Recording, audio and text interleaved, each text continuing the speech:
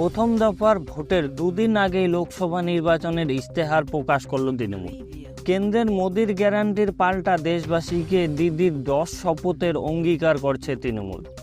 দিদির সেই 10টি শপথে সমাজের প্রায় সব শ্রেণীর মানুষের দিকে নজর দেওয়া হয়েছে। কি সেই 10টি শপথ আসুন জেনে নিই। নাম্বার 1, বর্ধিত আয় শ্রমিক সহায়ক। সব জব কার্ড হোল্ডারদের 100 দিনের কাজের গ্যারান্টি দেওয়া হবে। বর্ধিত ন্যূনতম মজুরি হবে 400 টাকা। নাম্বার 2, দেশ জুড়ে বাড়ি হবে। দেশের সব নাগরিককে নিরাপত্তা ও পাকা আবাসন দেওয়া হবে।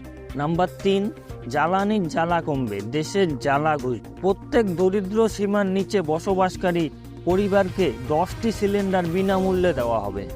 নাম্বার 4, অনেক হয়েছে শাসন, এবার দুয়ারে রেশন। প্রতি মাসে প্রত্যেক রেশন কার্ড হোল্ডারকে 5 কেজি বিনামূল্যে দুয়ারে রেশন। নাম্বার 5, আমাদের অঙ্গীকার, নিরাপত্তা বাড়বে সবার।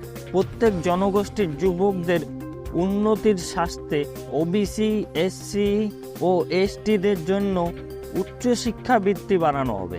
নাম্বার 6, বর্ধিত আয় নিশ্চিত, এবার ফুটবে হাসি অন্নদাতা। নাম্বার 7, পেট্রোল, ডিজেল এবং সিলিন্ডারের দাম স্বল্প মূল্যে সাশ্রয় দেওয়া হবে। নাম্বার 8, নিশ্চিত ভবিষ্যৎ অর্জন এবং যুব শক্তির গর্জন।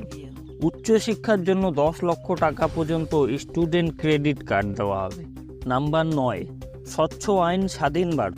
ধোঁয়াশাযুক্ত সিএএ বিলুপ্ত করা হবে। নাম্বার 10, এগিয়ে বাংলা, এগোবে ভারত। বাংলার কন্যাশ্রী প্রকল্পের সঙ্গে সামঞ্জস্য রেখে 13 থেকে 18 বছর বয়সী ছাত্রীদের বার্ষিক 1000 ও এককালীন 25,000 টাকা দেওয়া হবে।